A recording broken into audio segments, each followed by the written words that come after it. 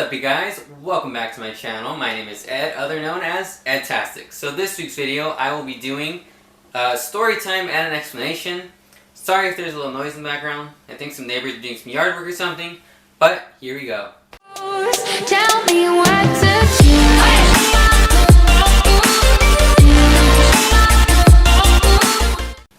I'm wearing sunglasses inside. Alright, so I'll start off with saying that I'm not going to be uploading every Wednesday. I think I'm going to switch it up to like a little, just upload here and there and like when I want to do it. Because I've learned that you can't really have a set schedule like some people say, or some people do have. And so I think I'm just going to have like, upload maybe like Friday or Monday or something, 2 times, 3 times a week or something. We'll figure it out. But that's what I'm planning to do with that. So now that's out of the way, it's story time. It was, I think freshman, like 8th grade, around there. That's when I had like my first actual crush. I guess we're gonna call him, let's go with, let's go with Clark.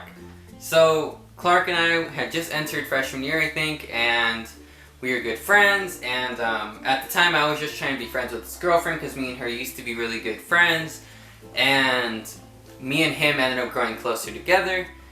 And so yeah, so that happened. Instead of me getting closer to her, I got closer to him, and yada yada yada.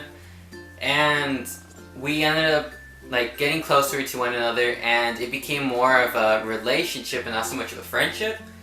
And we spent tons of time together. We hung out at lunch. He would come over, I would go over to his house.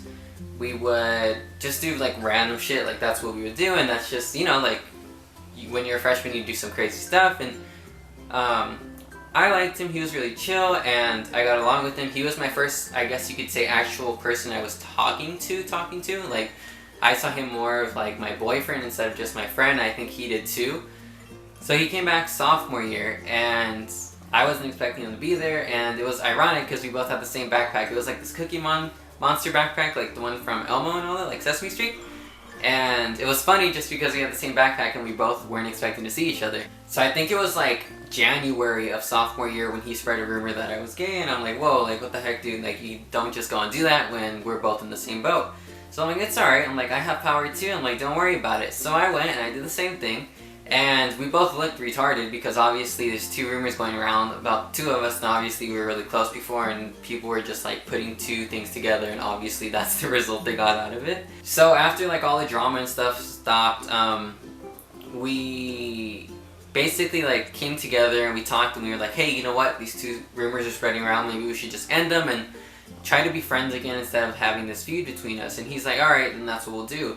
So we ended up like cutting that down, and we just let it go. And we weren't really friends, we were more like acquaintances, but obviously I still had the feelings. He had the feelings, I have no freaking idea. But I let it go. And then junior year came along. Obviously we're older. Once you hit junior year, I feel like I was a little older and I was a lot more mature than I was when I was in sophomore year. And so we just still didn't talk as much. I joined this hip-hop club though with my few best friends at the time. And he found out I was in it, and he just automatically had to join it. And I was like, dude, like, what the heck? Like, I'm in this, kind of screw off. I'm doing my thing. Go do your thing. Go do football. Go do that. I don't care. Just let me do me. I'm trying to get over you. Didn't work like that. Of course, he had to join what I was doing. So he joined the hip-hop thing with me, and we were both in it, and we were having a good time or whatever. And he just... he would do anything to grab my attention and be like, you know what, like I'm gonna start doing this. So we'd do it back and forth, try to grab the other person's attention. Obviously, we both look stupid throughout the whole thing, and you know, it is what it is. When you like someone, you do stupid things for them, and you do things to grab their attention, and etc. Although we weren't at terms with it at the time, we were still, we weren't so scared, but we weren't at terms with it yet. And I guess we just went from there the rest of junior year, and it was plain and simple, and we didn't really do like, we didn't get to be friends, but I guess we were still acquaintances. We weren't too close, like still. And then senior year came when everything came and turned around for me. I ended up moving over here to where I am now with my grandparents, and I left my mom behind and all that behind. And me and him didn't really have a chance to talk and fix anything because we had gotten a little closer during that summer and we had talked a little more. But it wasn't to the extent like when we were going to be friends again. It wasn't there yet, but it was almost there, and we both had wanted it. So instead of doing that, I waited, I think, until December of senior year, and that's when I wrote him before New Year's, and I had already been planning to come out that for New Year's to all my friends and my family already around my birthday. So I just wrote him a message, and I'm like, hey, I still want to be friends. I don't know how you feel about this, this, or this. And it's funny how much someone can change within a few short time period, and how you can hide who you are behind like a mask and try to be someone else when other people are just going to judge you. So he tried to be one of those straight guys. It worked for him. He got away with it just because he was trying to like push away his family and make them not be so on him and not be so curious about him, because obviously his parents and whoever didn't approve. So he basically went down that road, and basically when I told him how I honestly felt, and that was like the first actual time me and him had talked about it, he kind of blew me off and said, well, thank you for being here and everything, but that's where I'm going to leave it. And I was like, you know what, dude? We are adults. We're not kids anymore. I'm like, I don't have time to be playing little games. I'm like, I'm done with this. And deep down, I know he was the first person I've loved, and the first person that will always be the first person for me.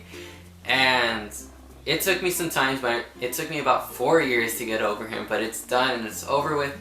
I wish the best for him. He knows who he is, and honestly, if there's one thing you can take from this video is hold the people you care about close, but never compromise for other people when you know something's right or wrong. If you love someone and they love you, they're going to do as much as they can to be with you. There's this like one famous quote, I don't remember exactly what it says, but if someone really cares about you, they're going to make time for you. And if they don't, you know what? Screw them. They're just not worth it. That's the end of that. We have been waiting for this opportunity forever, Stitch. I think it's time to confess our love for one another. So I hope you guys enjoyed the video for this week. Make sure you guys give it a thumbs up and subscribe, and I will see you guys next time. Bye!